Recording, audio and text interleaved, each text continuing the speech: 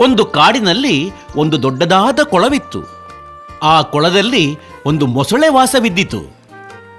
ಆ ಕೊಳದ ತೀರದಲ್ಲಿ ಒಂದು ದೊಡ್ಡ ಮರವೂ ಇದ್ದಿತು.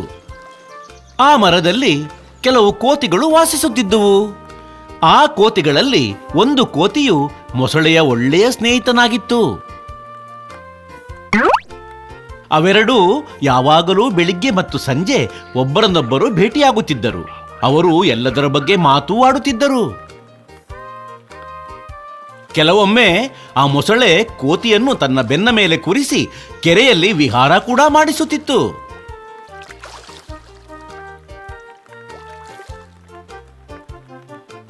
ಕೋತಿ ಕೂಡ ಕಾಡಿನ ಎಲ್ಲಾ ಪುಳಕದ ವಿಚಾರಗಳನ್ನು ಮೊಸಳೆ ಜೊತೆ ಹಂಚಿಕೊಂಡು ಮನೋರಂಜನೆ ನೀಡುತ್ತಿತ್ತು. ಹೀಗೇನೆ ಕೆಲವು ದಿನಗಳು ಕಳೆದುವು.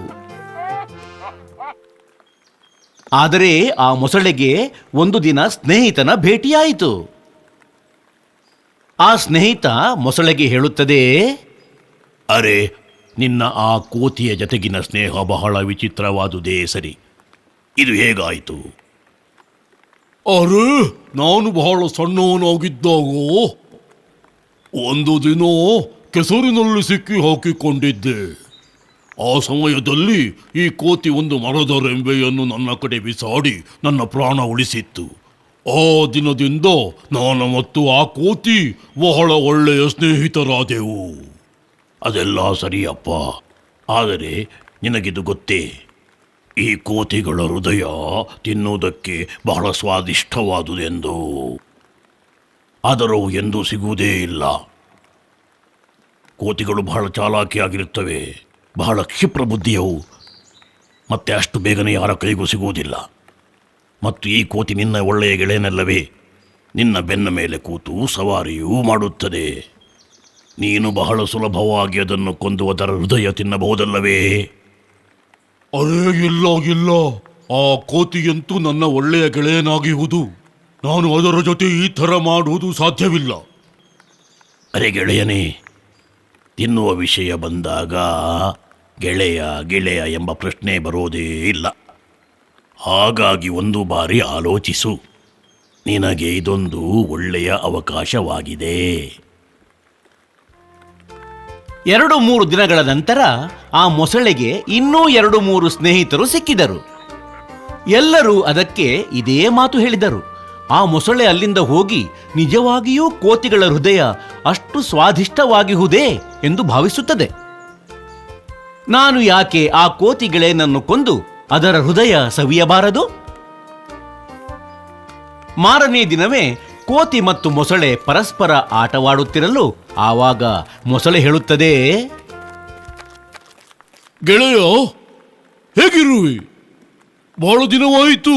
ನಿನಗೆ ನಾನು ಕೊಳದ ವಿಹಾರವೇ ಮಾಡಿಲ್ಲ.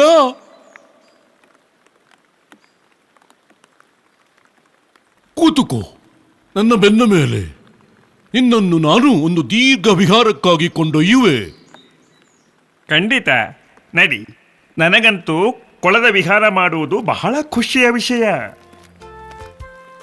ಕೋತಿ ಆ ಕೂಡಲೇ ನೆಗೆದು ಮೊಸಳೆಯ ಬೆನ್ನ ಮೇಲೆ ಕೂರುತ್ತದೆ. ಇವತ್ತು ಮೊಸಳೆ ಕೋತಿಯನ್ನು ಬಹಳ ದೂರ ಕೊಂಡೊಯ್ದಿತು.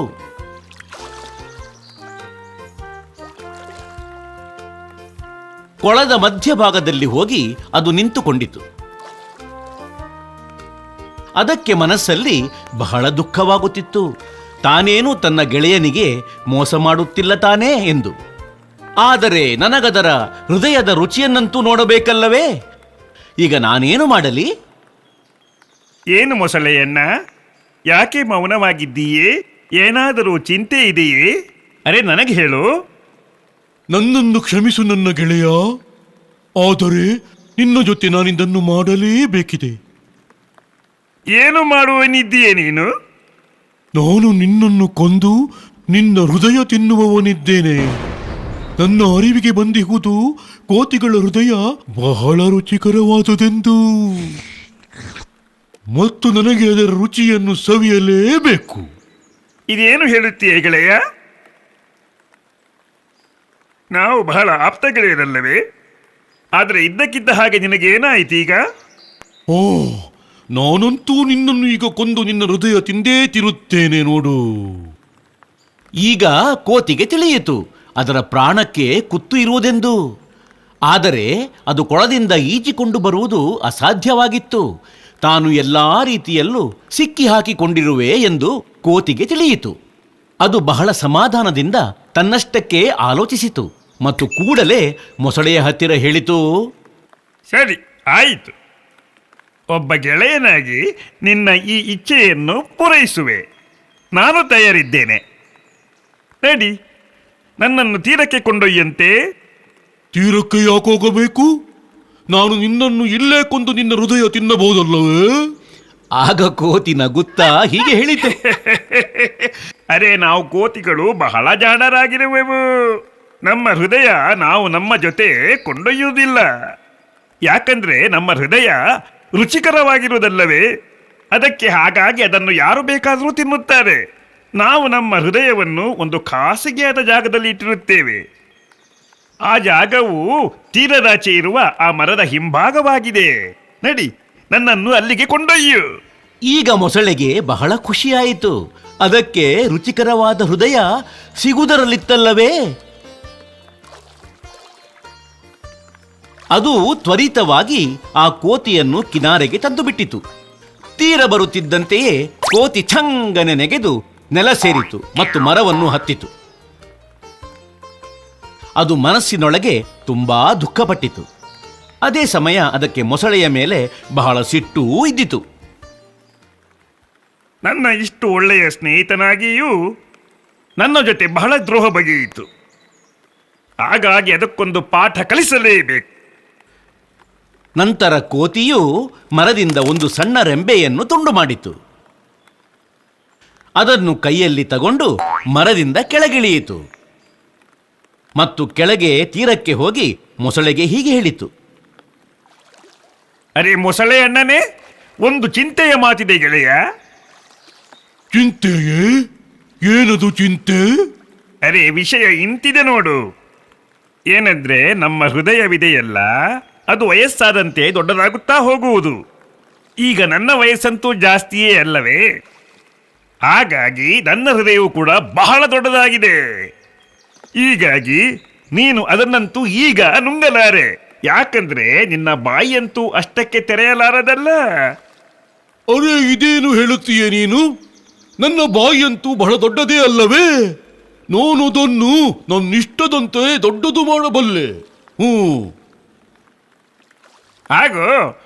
ಹಾಗಾದ್ರೆ ತೋರಿಸಂತೆ ನಿನ್ನ ಬಾಯಿ ತೆರೆದು.